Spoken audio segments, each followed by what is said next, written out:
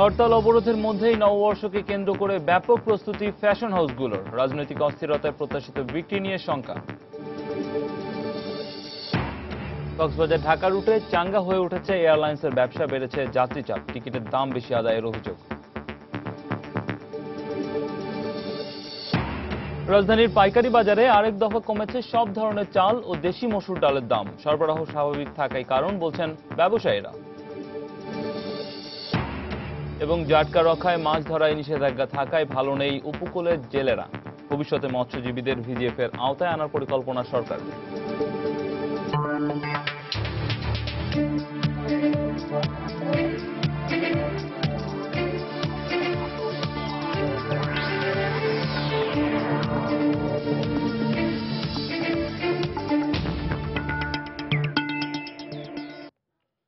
দেখছিলেন শিরোনাম। আমন্ত্রণ জানাচ্ছি দেশ ও দেশের বাইরের অর্থ বাণিজ্যের নানা খবর নিয়ে আমাদের নিয়মিত আয়োজন এ সময় বাণিজ্যে, আর আপনাদের সঙ্গে আছি আমি রামিম হাসান। হরতাল অবরোধের কারণে বিভিন্ন সমস্যার মধ্যেই বৈশাখী প্রস্তুতি সম্পন্ন করেছে দেশের ফ্যাশন হাউসগুলো। রং আর ডিজাইনের পাশাপাশি এবারের বৈশাখে পোশাকে রাখা হচ্ছে বিভিন্ন বৈচিত্র্য। এরই মধ্যে বিভিন্ন দোকানে এসব বাহারি পোশাকের দেখা মিললেও চলমান রাজনৈতিক অস্থিরতায় বিক্রি নিয়ে শঙ্কায় রয়েছেন ফ্যাশন হাউস মালিকরা। বিস্তারিত ইমতিয়াজ আহমেদের রিপোর্ট। লাল আর সাদার সমাহারে যেন এক রঙিন উৎসব পহেলা বৈশাখ, বাংলা নববর্ষ। আর একে ঘিরে ধর্ম বর্ণ নির্বিশেষে সবাই মেতে ওঠে প্রাণের উৎসবে। তাই এই উৎসবকে ঘিরে রঙের বাড়াবাড়িটা যেন একটু বেশিই থাকে। বাহারি রঙের ব্যবহারের পাশাপাশি ভিন্নতা থাকছে ডিজাইনেও। পোশাক পছন্দেও এসেছে নতুনত্ব, শুধুমাত্র শাড়ি কিংবা পাঞ্জাবিকে ঘিরে নয়। বৈশাখের ছোঁয়া থাকছে সালোয়ার কামিজ, টপস, ফতুয়া ও টি শার্টে। বাঙালির হাজার বছরের পুরনো কৃষ্টি ও সংস্কৃতির পাশাপাশি বিভিন্ন পটচিত্র ও মোটিভও থাকছে এসব পোশাকের ডিজাইনে। চাই প্রতি বছরে যে আমাদের যে জিনিসগুলো হারিয়ে যাচ্ছে আমাদের মধ্য থেকে, যেগুলো আমাদের পরের জেনারেশন বা এখন যারা ছোট বাচ্চা হয়তো জানেই না, তাদেরকে আসলে ওইগুলো বুঝিয়ে দেওয়া আমাদের দায়িত্ব। পোশাক এখন শুধু উৎসব বা আবরণ না, এটা আসলে অনেক ধরনের মেসেজ দেয় এবং আমাদের প্রত্যেকটা রং, প্রত্যেকটা মোটিভের মাধ্যমে আমরা সেটা দেওয়ার চেষ্টা করি। বৈশাখে যেহেতু এটা আসলে একেবারে গ্রীষ্মকাল, মানে ভীষণ রকম গরমের একটি বিষয় থাকে, যে কারণে এই সময়টি আসলে একটি আরামদায়ক কাপড়ের কথা মাথায় রাখতে হয়। ব্লক প্রিন্ট, স্ক্রিন প্রিন্ট, অ্যাপ্লিকেট ডিজাইনের উজ্জ্বল রং আর কন্ট্রাস্ট কম্বিনেশনে উৎসবমুখী তরুণ মনের উপযোগী পোশাকেরও দেখা মিলছে বিভিন্ন ফ্যাশন হাউজে। পহেলা বৈশাখের আগের দিন পর্যন্ত শোরুমগুলোতে নতুন ডিজাইনের পোশাক আসবে বলে জানালেন বিভিন্ন ফ্যাশন হাউজের কর্ণধাররা। প্রস্তুতি তো প্রায় শেষ, এখন তো হচ্ছে মানুষের কেনাকাটার পালা।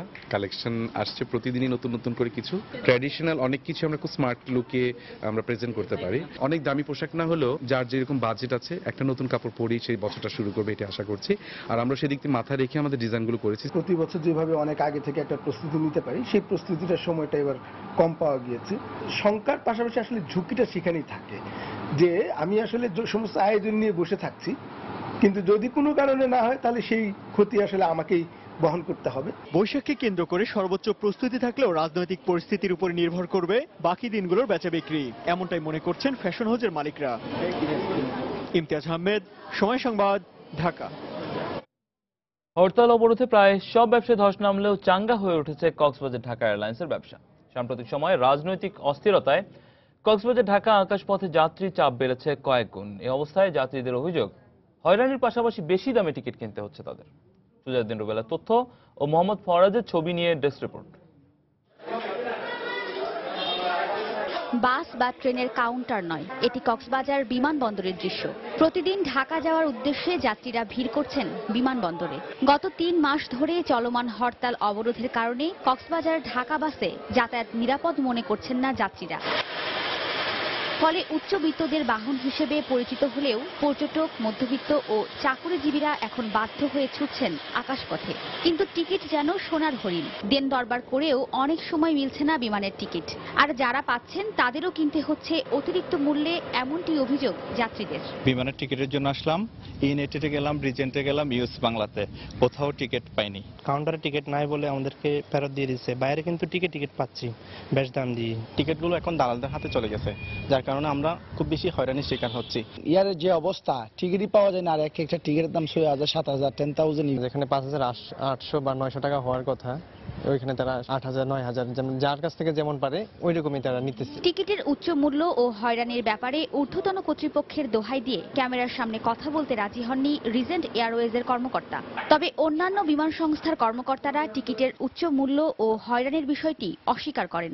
কাউন্টারে এসে টিকিট পাওয়া যায় না সেটা তো হওয়ার কথা না, তাই এরকম যদি কোনো কারণে হয়ে থাকে তো অভিযোগটা যদি আমাদের দেওয়া হয় ডেফিনেটলি আমরা সেটা খতিয়ে দেখব। 26শে মার্চের সাথে যখন দুইটা গভর্নমেন্ট হলিডে অ্যাড হয়ে যায় তখন একটু যাত্রীর ভিড় ছিল, যার জন্য কাউন্টার থেকে পাওয়া যায়নি। এজেন্সির কাছ থেকে এই ধরনের ইনসিডেন্টগুলো হয়ে থাকছে, তবে ওই এজেন্সি থেকে যাতে তারা একটা ভাউচার নিয়ে দেয়, মানি রিসিট, যে টিকিটের জন্য আমি এত টাকা পেমেন্ট করেছি। ডেফিনেটলি আমরা চেষ্টা করব ওই ধরনের এজেন্সির কাছ থেকে একটা বাইন্ডিংস করে দেওয়ার জন্য। প্রতি সপ্তাহে কক্সবাজার ঢাকা রুটে ইউনাইটেড 4টি, রিজেন্ট 4টি, ইউএস বাংলা 7টি ও নভো এয়ার 12টি ফ্লাইট পরিচালনা করে। 3 মাস আগে বিমানে প্রতি মাসে গড়ে চলাচল করত 3,000 যাত্রী, কিন্তু জানুয়ারি, ফেব্রুয়ারি ও মার্চে এর সংখ্যা বেড়ে দাঁড়িয়েছে 7,000-এর ওপরে।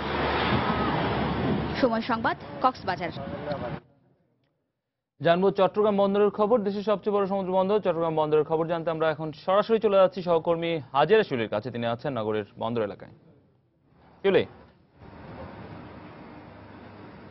রামিম, আপনি জানেন যে হরতাল অবরোধের মতো রাজনৈতিক কর্মসূচি থাকলে চট্টগ্রাম বন্দর থেকে আমদানি এবং রপ্তানি পণ্য পরিবহনের ক্ষেত্রে কিছুটা ঝুঁকি তৈরি হয় এবং অনেকটা ঝুঁকি নিয়েই আমদানি এবং রপ্তানি পণ্য দেশের বিভিন্ন গন্তব্যে পৌঁছাতে হয় এবং বন্দরে আনতে হয়। তবে এখন বর্তমানে অবরোধ থাকলে, হরতাল না থাকায় বলা যায় বন্দর ব্যবহারকারীদের মাঝে অনেকটা স্বস্তি ফিরে এসেছে এবং বন্দর থেকে আমদানি এবং রপ্তানি পণ্য পরিবহন চলছে অনেকটা স্বাভাবিকভাবে। এবং আজকে যেটা আমরা খবর নিয়েছি যে বন্দরের বহির্নোঙর এবং জেটিতে দেশি বিদেশি প্রায় 42টির মতো জাহাজ অবস্থান করছে। এর মধ্যে 33টি জাহাজে থেকে পণ্য খালাসের কাজ চলছে পুরোদমে এবং আরো 9টি জাহাজ পণ্য খালাসের অপেক্ষায় আছে।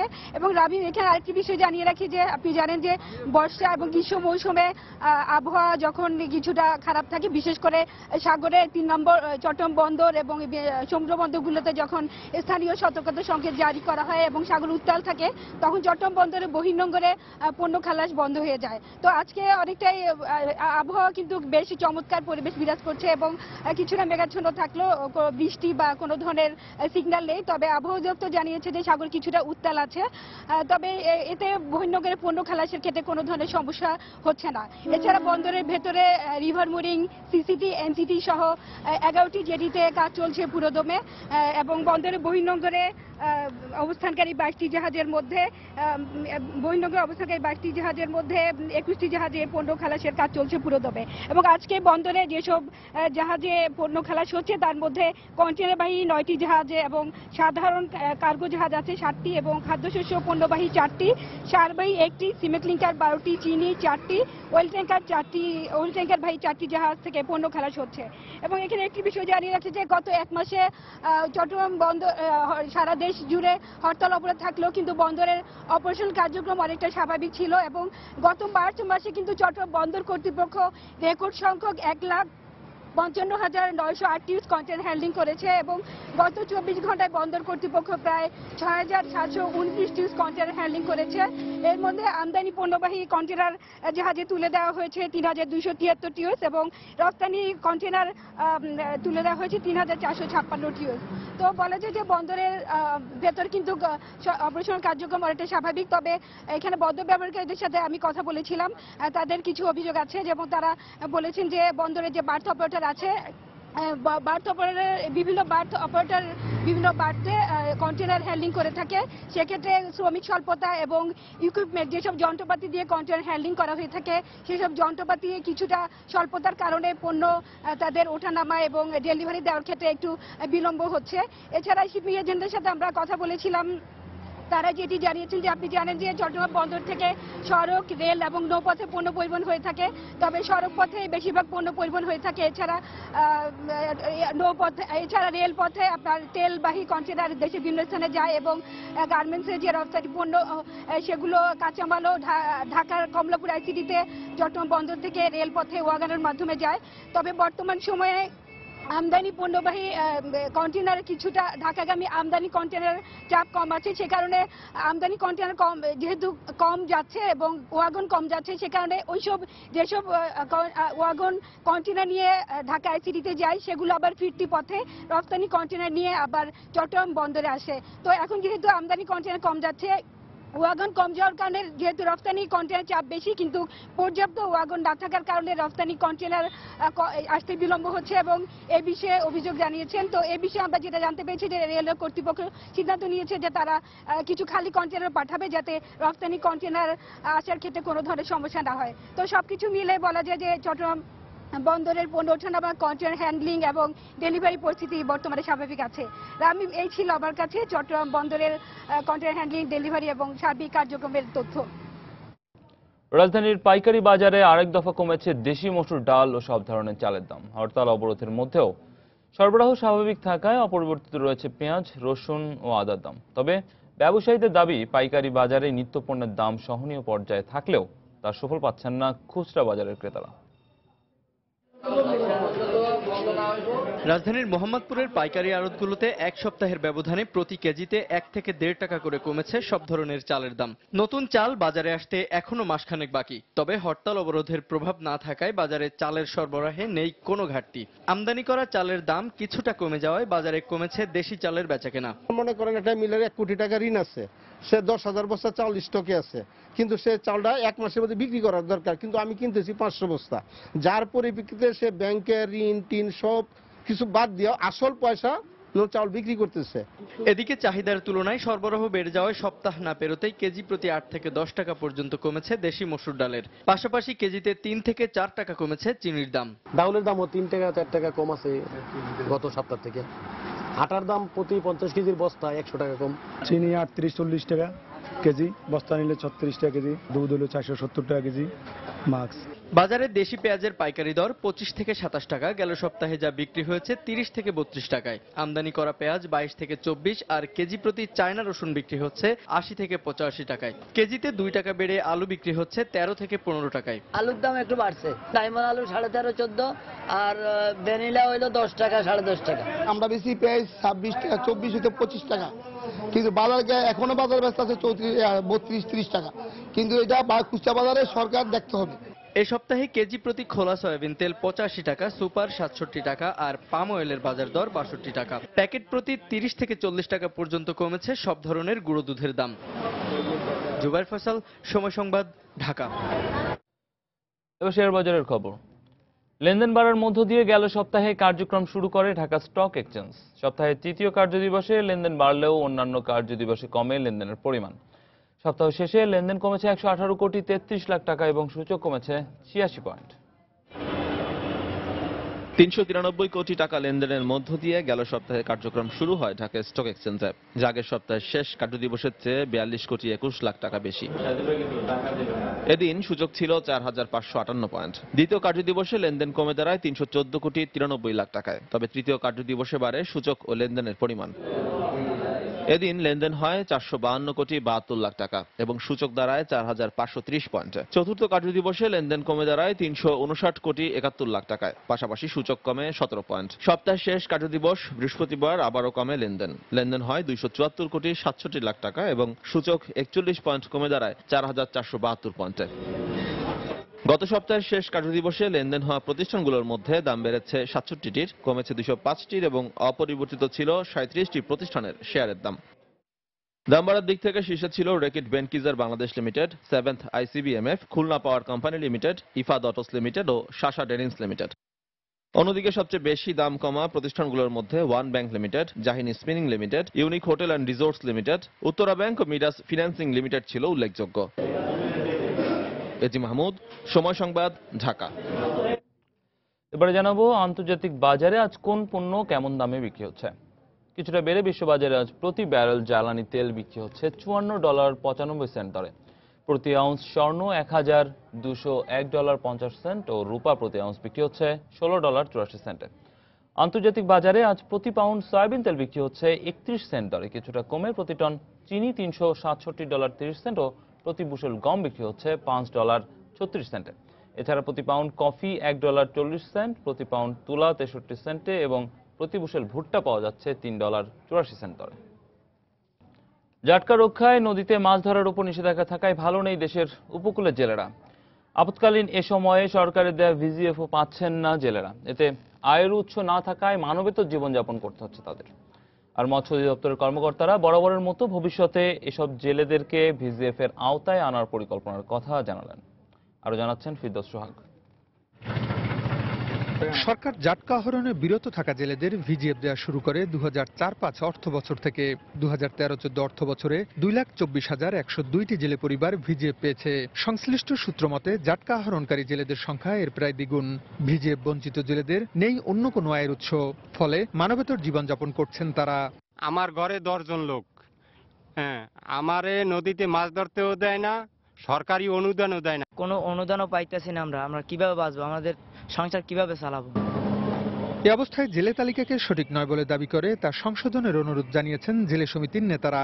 মাননীয় প্রধানমন্ত্রী যে খাদ্য সহায়তা আমাদের দিচ্ছে আমরা সঠিকভাবে পাচ্ছি না, এটি যাতে সঠিকভাবে পাই সেজন্য ব্যবস্থা করা, কারণ এই তালিকাগুলোকে আরো সংশোধন করা উচিত। অন্যদিকে ভবিষ্যতে সব জেলেদের ভিজিএফ এর আওতায় আনার পরিকল্পনার কথা জানালেন মৎস্য অধিদপ্তরের এই কর্মকর্তা। আমরা মাত্র 50 ভাগ জেলেকে ভিজিএফের আওতায় আনতে পেরেছি, বাকিগুলো যাতে ভিজিএফের আওতায় আনে এ ব্যাপারে সরকারের সক্রিয় বিবেচনা আছে। আমরা আশা করছি অদূর ভবিষ্যতে আমরা এই সকলকে ভিজিএফের আওতায় আনতে পারব। বছরে 4 মাস পরিবার প্রতি 40 কেজি চাল ভিজিএফ হিসেবে জাটকা আহরণে বিরত থাকা জেলেদের মধ্যে বিতরণ করা হয়। ফিরদৌস সোহাগ, সময় সংবাদ, বরিশাল। ভোলার বিচ্ছিন্ন উপজেলা মনপুরার সাথে যোগাযোগের একমাত্র মাধ্যম সি ট্র্যাকটি মেরামতের জন্য গত 6 মাস ধরে বন্ধ রয়েছে। এতে ঝুঁকি নিয়ে জেলে নৌকা ও ট্রলারে করে মেঘনা ডেঞ্জার জোন পারাপার হচ্ছে মানুষের পাশাপাশি নিত্য প্রয়োজনীয় সামগ্রীও। এ অবস্থায় কালবৈশাখীর মৌসুমে জেলে ট্রলারে এই ধরনের ঝুঁকিপূর্ণ পারাপারে বড় ধরনের দুর্ঘটনার আশঙ্কা সংশ্লিষ্টদের। নাসিরউদ্দিন লিটনের তথ্য ও উৎপল দেবনাথের ছবি নিয়ে ডেস্ক রিপোর্ট। বিচ্ছিন্ন মনপুরার সাথে জেলার মূল ভূখণ্ডের যোগাযোগের জন্য 15 বছর আগে বিআইডব্লিউটিসি একটি সি ট্রাক ইজারাদারের মাধ্যমে মনপুরা তজুমুদ্দিন রুটে চালুর ব্যবস্থা করে। কিন্তু গত অক্টোবরে শেখ কামাল নামের একমাত্র সি ট্রাকটি মেরামতের জন্য নারায়ণগঞ্জ পাঠানোর পর এখনো ফেরত আসেনি। এ সময় এমএল সুপারসনিক নামের একটি লঞ্চে মনপুরার যাত্রী পারাপার করা হতো। কিন্তু গত 15ই মার্চ থেকে মেঘনা ডেঞ্জার জোনে ছোট নৌযান চলাচলের নিষেধাজ্ঞা জারি করায় লঞ্চটিরও চলাচল বন্ধ হয়ে যায়। বিকল্প কোনো ব্যবস্থা না থাকায় জেলে নৌকা আর অবৈধভাবে চলাচলকারী ট্রলারে করে ঝুঁকি নিয়ে মেঘনা পাড়ি দিতে হচ্ছে যাত্রীদের।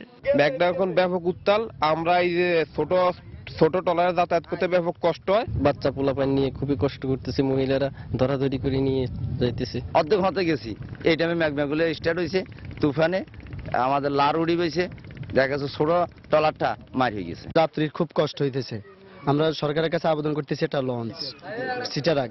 এসব ট্রলারগুলোতে চলাচলে প্রাণহানি ও মালামালের ক্ষয়ক্ষতির আশঙ্কার কথা জানালেন ব্যবসায়ীরা। মনপুরা অনেক ব্যবসা বাণিজ্য আছে, এখানে আমাদের মালামাল নিয়ে আমরা ঠিকমতো মনপুরা যেতে পারি না। এখান থেকে মালামাল যাতায়াত করতে ব্যবসায়ীদের যথেষ্ট সমস্যা হচ্ছে, তারা মালামাল নিতে যথেষ্ট ভয় পায় এবং ঝুঁকির মধ্যে চলাফেরা করতেছে। এদিকে ট্রলারে যাতায়াতের ঝুঁকি ও দুর্ভোগ বেড়ে যাওয়ায় যাত্রী কমে গেছে বলে জানালেন ঘাট ইজারাদার। সিটারাগ যখন ছিল তখন ধরুন প্রতি দৈনিক 160, 70, 80, 200 যাত্রী যাইতো। সিটারাগ বন্ধ হওয়ার পর থেকে আর লোক যাইতে চায় না। আর জেলা প্রশাসক জানালেন সংশ্লিষ্ট দপ্তরে যোগাযোগ করে সি ট্রাকটি দ্রুত সচল করার চেষ্টা চলছে।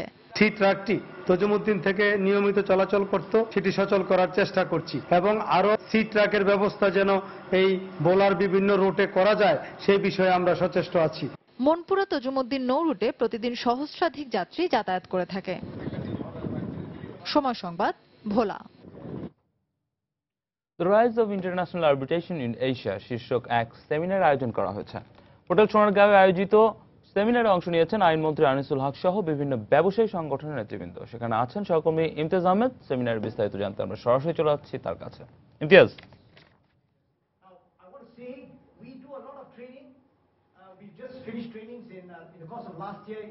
রামিম, আপনি যেমন বলছিলেন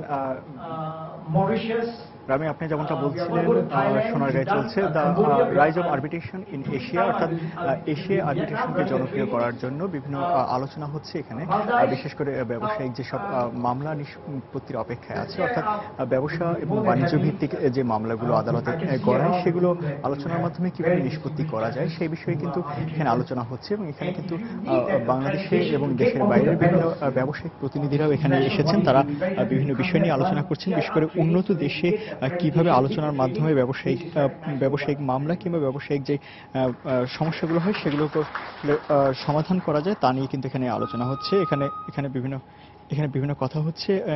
উন্নত দেশগুলো যেখানে কানাডা কিংবা অস্ট্রেলিয়া যেখানে 90% বাণিজ্যিক বিরোধ মেডিয়েশন নামীয় বিকল্প বিরোধ নিষ্পত্তি পদ্ধতি অনুসরণ করছে, সেখানে বাংলাদেশের অধিকাংশই বাণিজ্যিক বিরোধগুলো কিন্তু আসলে আদালত পর্যন্ত গড়াচ্ছে। তো সেই বিষয়গুলো নিয়ে এখানে আলোচনা হচ্ছে, কিভাবে সেই বাণিজ্যিক বিরোধগুলোকে আসলে আলোচনার মাধ্যমে সমাধান করা যায় সেই বিষয় নিয়ে আলোচনা। এখানে প্রধান অতিথি হিসেবে এখানে রয়েছেন আইনমন্ত্রী আনিসুল হক, এছাড়াও কিন্তু মেট্রোপলিটন চেম্বার অফ কমার্স এবং ঢাকা চেম্বার অফ কমার্সের ব্যবসায়িক প্রতিনিধিরা এখানে অংশগ্রহণ করেছেন।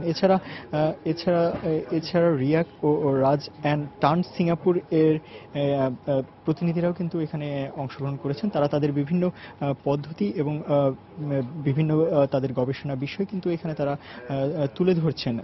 তারা এখানে বলছেন যে বিরোধ নিষ্পত্তির আধুনিক পদ্ধতি অনুসরণ করে বাংলাদেশও তার বিভিন্ন বাণিজ্যিক যে বিরোধগুলো রয়েছে সেগুলো অনেকাংশেই কমিয়ে আনা সম্ভব, কারণ আদালত পর্যন্ত যেসব বিরোধগুলো গড়াচ্ছে তা দীর্ঘমেয়াদী হচ্ছে এবং তা অনেক সময় কিন্তু এখানে তাদের ক্ষেপণ হচ্ছে এবং ব্যবসার ক্ষেত্রেও তারা কিন্তু অনেকটাই পিছিয়ে পড়ছে। তো তাদের এখানে উদ্দেশ্য হলো বাংলাদেশেও সেই বিরোধ নিষ্পত্তি বিষয়গুলোকে আদালতের বাইরে নিয়ে এসে কিভাবে সমাধান করা যায় সেটাকে জনপ্রিয় করা, এবং সেই বিষয়ে কিন্তু এখানে আলোচনা হচ্ছে। এখানে তারা বলছেন যে বাংলাদেশে আসলে এই মুহূর্তে আদালতে যে পরিমাণ বিরোধ রয়েছে তা যদি নিষ্পত্তি করতে হয় তাহলে অনেক সময় তাদের ক্ষেপণ হচ্ছে, এবং এই বিষয়ে কিন্তু তারা ব্যবসায়িক যারা প্রতিনিধি রয়েছেন তারা অনেকটা পিছিয়ে পড়ছেন, কিন্তু তারা সে বিষয় নিয়ে কিন্তু এখানে আলোচনা করছেন। তো সেই বিষয়টাকে আসলে আরো বেশি জনপ্রিয় করার জন্য এবং বিরোধ নিষ্পত্তি কমিয়ে আনার জন্যই কিন্তু নতুন নতুন পদ্ধতি উন্নত দেশগুলো অনুসরণ করছে। অনেক আগে থেকেই সেগুলো অনুসরণ হচ্ছে। দক্ষিণ এশিয়া, বিশেষ করে আমাদের যে ভারত, পাকিস্তান, বাংলাদেশ সহ এই অঞ্চলের যে দেশগুলো রয়েছে তারা কিন্তু সেই বিষয়গুলো আসলে খুব বেশি অনুসরণ করছে না। তো সেই বিষয়গুলোকে নিয়ে এখানে আলোচনা হচ্ছে। এখানে বাংলাদেশ ইন্টারন্যাশনাল আরবিট্রেশন সেন্টার যে রয়েছে বাংলাদেশে, যে তাদের অফিস, সেখান থেকে কিন্তু আসলে এই বিষয়ের মূল আলোচনার আয়োজন করা হয়েছে। তো তারা সেই বিষয়গুলোকে তুলে ধরার এখানে চেষ্টা করছেন, এবং এছাড়াও বিদেশি বিভিন্ন এখানে প্রতিনিধিরা অংশগ্রহণ করেছেন, বিভিন্ন আইনজীবীরাও এখানে অংশগ্রহণ করেছেন, বিভিন্ন প্রতিষ্ঠানের নির্বাহী প্রধানরাও এখানে আছেন। তারা তাদের বিভিন্ন বিষয়গুলো, তাদের সমস্যাগুলো এখানে তুলে ধরছেন এবং এই আলোচনার মাধ্যমে তারা সমাধান বের করার চেষ্টা করছেন। আসলে কিভাবে বিভিন্ন বিরোধগুলোকে আসলে আইনি প্রক্রিয়ার মধ্যে না গিয়ে সহজে আলোচনার মাধ্যমে সেগুলোকে সমাধান করা যায় সেই বিষয়গুলো নিয়ে কিন্তু এখানে আলোচনা হচ্ছে। এখানে কিছুক্ষণ আগে এখানে বক্তব্য রাখলেন রিয়াক ও রাজা অ্যান্ড টার্ন সিঙ্গাপুরের একজন প্রতিনিধি। এরপরে ধীরে ধীরে বাংলাদেশের বিভিন্ন প্রতিনিধিরাও এখানে অংশগ্রহণ যারা করেছেন তারাও বক্তব্য রাখবেন। তাদের বক্তব্য এখনো আসলে শুরু হয়নি, আমরা সেই বক্তব্যগুলো আসলে এখানে রয়েছে এবং সেই বক্তব্যগুলো জানার চেষ্টা করবো আসলে তারা কোন বিষয়গুলো এখানে জোর দিচ্ছেন এবং কোন বিষয়গুলো নিয়ে আসলে তারা আলোচনা করবেন। পরবর্তীতে সেগুলো আসলে আমরা আরো বিস্তারিত জানতে পারবো। তো আমি এই ছিল এখানকার সর্বশেষ অবস্থা। রাজধানীর হোটেল সোনারগাঁয়ে আয়োজিত the rise of international arbitration in Asia শীর্ষক এক সেমিনারের খবর জানাচ্ছিলেন সহকর্মী ইমতিয়াজ আহমেদ। দেশের বাইরের অর্থ বাণিজ্যের খবর।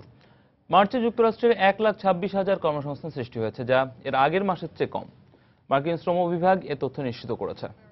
গত এক বছর ধরে দেশটিতে প্রতি মাসে গড়ে 2 লাখ লোকের কর্মসংস্থান হয়েছে। মূলত বৈরী আবহাওয়া, কারখানার উৎপাদন কার্যক্রম এবং অবকাঠামো খাতের মন্থর গতি থাকায় মার্চে কর্মসংস্থান সৃষ্টির হার কমেছে বলে মনে করছেন বিশ্লেষকরা। দেশটির শ্রম অধিদপ্তরের তথ্য অনুযায়ী বর্তমানে দেশটির বেকারত্বের হার 5.5%। তবে জ্বালানি তেলের দর পতন কিংবা নতুন কর্মসংস্থান সৃষ্টি এখনো বড় ধরনের ইতিবাচক প্রভাব ফেলেনি দেশটির ভোক্তা ব্যয়ে। Because the long-term and short-term unemployed are finding work and not dropping out of the workforce. চীন, কেন্দ্রীয় এশিয়া এবং ইউরোপের মধ্যে আন্তঃযোগাযোগ বাড়াতে নির্মাণাধীন গ্রেট সিল্ক রোড শুধু দেশগুলোর যোগাযোগই সহজ করবে না, সেই সাথে রাশিয়া, চীন এবং মঙ্গোলিয়ার অর্থনৈতিক উন্নয়নের নতুন প্ল্যাটফর্ম তৈরি করবে। এমনটাই মনে করছেন চীনের পররাষ্ট্রমন্ত্রী ওয়াং ই। সম্প্রতি মঙ্গোলিয়ান পররাষ্ট্রমন্ত্রীর সঙ্গে এক বৈঠকে তিনি আরও বলেন, চীনের সিল্ক রোড নির্মাণের গুরুত্বপূর্ণ একটি উদ্দেশ্য ত্রিপক্ষীয় অর্থনৈতিক করিডোর তৈরি। এছাড়া এ প্রকল্পের অধীনে মস্কো এবং বেইজিং এর মধ্যে দ্রুতগতির রেল ও সড়ক যোগাযোগ স্থাপন করা হবে। এর মধ্যে রেলওয়ে প্রকল্প বাস্তবায়নে চীন বিনিয়োগ করতে পারে $520 কোটি।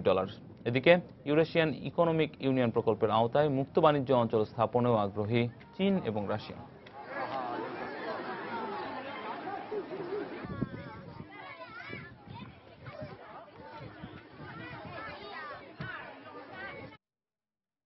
দু 2014-15 অর্থ বছরে ভারতের কয়লা উৎপাদনের হার ছিল 11%-এরও বেশি, যা প্রত্যাশার চেয়ে কিছুটা বেশি। দেশীয় রাষ্ট্রীয় প্রতিষ্ঠান সেন্ট্রাল কোলফিল্ড লিমিটেডের ব্যবস্থাপনা পরিচালক গোপাল নারায়ণ সিং এ তথ্য জানিয়েছেন। কর্মকাণ্ডে স্বচ্ছতা, শ্রমিকদের সঙ্গে ভালো ব্যবহার ও উন্নত যন্ত্রপাতির ব্যবহারের কারণেই উৎপাদন বেড়েছে এবং প্রতিষ্ঠানটির শেয়ার হোল্ডারদের মধ্যে আস্থা ফিরে এসেছে বলে মনে করেন তিনি। আগামী বছর উৎপাদন হার 12% ছাড়াবে বলেও আশা করছে প্রতিষ্ঠানটি। এদিকে কয়লার উত্তোলন বাড়ায় দেশটির বিদ্যুৎ ঘাটতি মেটানো সহ কয়লার বিকল্প ব্যবহারের পরিকল্পনা করছে ভারত সরকার।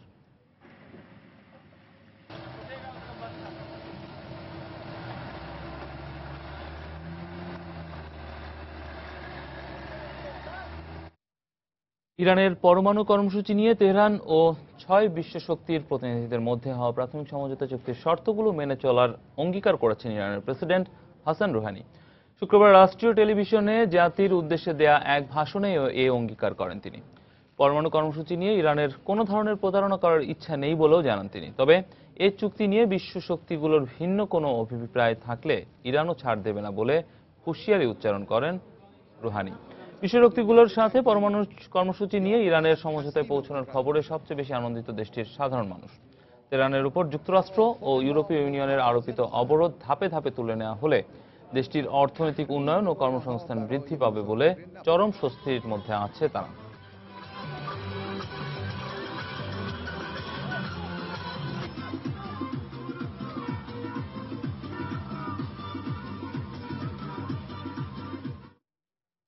নগদ অর্থ সংকটের কারণে বিপর্যস্ত গ্রিসের ক্ষুদ্র ও মাঝারি শিল্প। রপ্তানিকারকদের নগদ অর্থ সরবরাহ করতে না পারার কারণে বাধ্য হয়ে পণ্য আমদানি বন্ধ করে দিতে হচ্ছে ব্যবসায়ীদের। এই অবস্থায় মে মাসের মধ্যেই গ্রিসের পণ্য কাঁচামাল সংকট দেখা দেবে বলে আশঙ্কা ব্যবসায়ীদের। আর তাই ব্যবসায়িক কার্যক্রম গুটিয়ে নেওয়ারও পরিকল্পনা করছেন কেউ কেউ। পাশাপাশি ক্ষুদ্র ব্যবসায়ীদের স্বার্থে সরকারকে দ্রুত পদক্ষেপ গ্রহণের তাগিদ দিচ্ছেন তারা। নতুন সরকার ক্ষমতায় আসার পর কয়েকদিন বেশ আনন্দেই কেটেছে গ্রিকদের, কিন্তু সময়ের সাথে সাথে যেন ফিকে হতে বসেছে সেই আনন্দের রং। দাতা গোষ্ঠীর সাথে ঋণ নিয়ে সমঝোতায় আসতে দেরি হওয়ায় স্থবিরতা নামতে শুরু করেছে দেশটির ব্যাংকিং খাতে। নগদ অর্থের সংকটে ভুগছে ব্যাংকগুলো, আর তারই নেতিবাচক প্রভাব পড়ছে গ্রিসের ক্ষুদ্র ও মাঝারি শিল্পের ওপর। নগদ অর্থ পরিশোধ করে পণ্য কিনতে না পারায় বাধ্য হয়ে পণ্যের কাঁচামাল আমদানি বন্ধ করে দিতে হচ্ছে ব্যবসায়ীদের, কারণ গ্রিসের ব্যাংকগুলোর চেকের ওপর এখন আর আস্থা নেই বিদেশি রফতানিকারকদের। আমরা খুব বড় ধরনের সমস্যায় পড়েছি। রপ্তানিকারকরা চেক নিচ্ছে না, তাদের নগদ অর্থই পরিশোধ করতে হচ্ছে। এমন অবস্থায় কয়েকদিনের মধ্যেই আমরা অর্থ সংকটে পড়ব, আর নগদ অর্থ পরিশোধ করতে না পারলে আমরা কাঁচামাল কিনতে পারবো না এবং উৎপাদন বন্ধ হয়ে যাবে। ক্ষুদ্র ব্যবসায়ীদের একটি সংগঠনের গবেষণায় দেখা গেছে, পরিস্থিতির উন্নতি না হলে চলতি বছর বন্ধ হয়ে যাবে অনেক ব্যবসা। এর মধ্যে চলতি বছরের প্রথমার্ধেই বন্ধ হয়ে যেতে পারে অন্তত 8,500 ব্যবসা। বেকার হতে পারেন অন্তত 20,000 গ্রিক নাগরিক। সরকার পরিবর্তনে আমরা খুবই আশাবাদী ছিলাম, কিন্তু সঠিক সময়ে পুনর্গঠন কার্যক্রম শুরু না করে সরকার আমাদের আস্থা হারাতে বসেছে। দাতা গোষ্ঠীর সাথে সমঝোতা কিংবা বাকবিতণ্ডায় আমাদের কি লাভ হবে? অর্থের অভাবে আমরা তো ব্যবসায়ী চালাতে পারছি না। সরকারের শিগগিরই আমাদের জন্য কিছু করা উচিত। এরই মধ্যে অনেক ব্যবসায়িক প্রতিষ্ঠান জানিয়েছে তাদের পক্ষে চলতি বছর নির্ধারিত সময়ে কর পরিশোধ করা কোনোভাবেই সম্ভব নয়। এমন অবস্থায় সরকারি পদক্ষেপের দিকেই চেয়ে আছেন দেশটির ক্ষুদ্র ও মাঝারি ব্যবসায়ীরা। ঈশিতা ব্রহ্ম, সময় সংবাদ। আগামী এপ্রিল থেকে জুন মাস পর্যন্ত ইউক্রেনে প্রতি কিউবিক মিটার গ্যাস $248 রপ্তানি করবে রাশিয়ার জ্বালানি প্রতিষ্ঠান গ্যাসপ্রম। বৃহস্পতিবার এ বিষয়ক এক চুক্তিতে এসেছে গ্যাসপ্রম ও ন্যাফটোগ্যাস।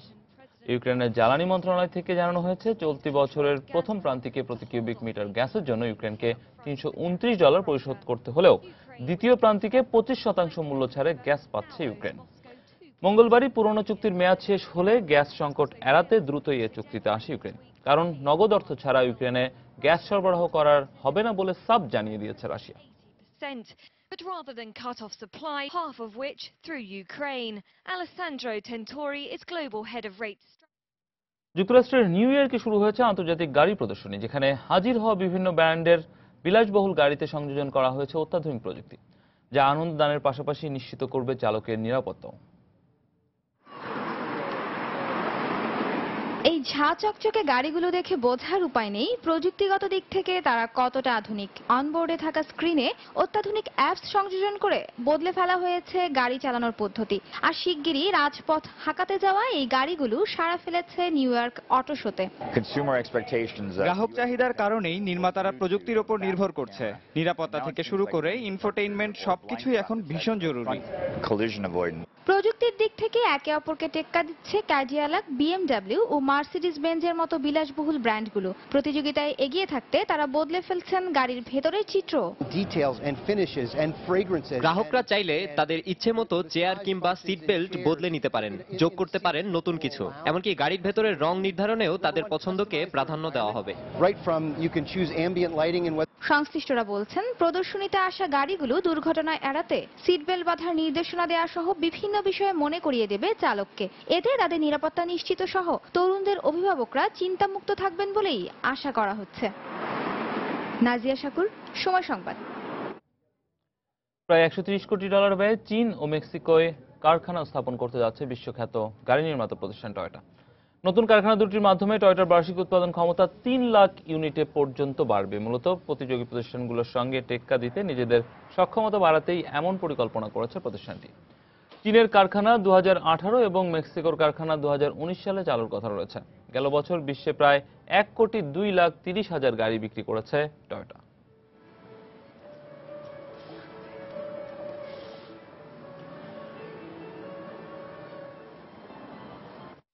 এ পর্যায়ে আবারও জানিয়ে দিচ্ছি এ সময় বাণিজ্যের শিরোনামগুলো। হরতাল অবরোধের মধ্যেই নববর্ষকে কেন্দ্র করে ব্যাপক প্রস্তুতি ফ্যাশন হাউসগুলোর। রাজনৈতিক অস্থিরতায় প্রত্যাশিত বিক্রি নিয়ে শঙ্কা। কক্সবাজার ঢাকা রুটে চাঙ্গা হয়ে উঠেছে এয়ারলাইন্সের ব্যবসা। বেড়েছে যাত্রী চাপ, টিকিটের দাম বেশি আদায়ের অভিযোগ। রাজধানীর পাইকারি বাজারে আরেক দফা কমেছে সব ধরনের চাল ও দেশি মসুর ডালের দাম। সরবরাহ স্বাভাবিক থাকাই কারণ বলছেন ব্যবসায়ীরা। এবং জাটকা রক্ষায় মাছ ধরায় নিষেধাজ্ঞা থাকায় ভালো নেই উপকূলের জেলেরা। ভবিষ্যতে মৎস্যজীবীদের ভিজিএফ এর আওতায় আনার পরিকল্পনা সরকারের। এই ছিল সময় বাণিজ্য। যে কোনো খবর পেতে ভিজিট করুন সময়নিউজ.tv। এছাড়া এই মাত্র পাওয়া খবর আপনার মোবাইলে পেতে স্টার্ট স্পেস বিএনবিকে পাঠিয়ে দিন 1624 নম্বরে। সঙ্গে থাকুন সময়।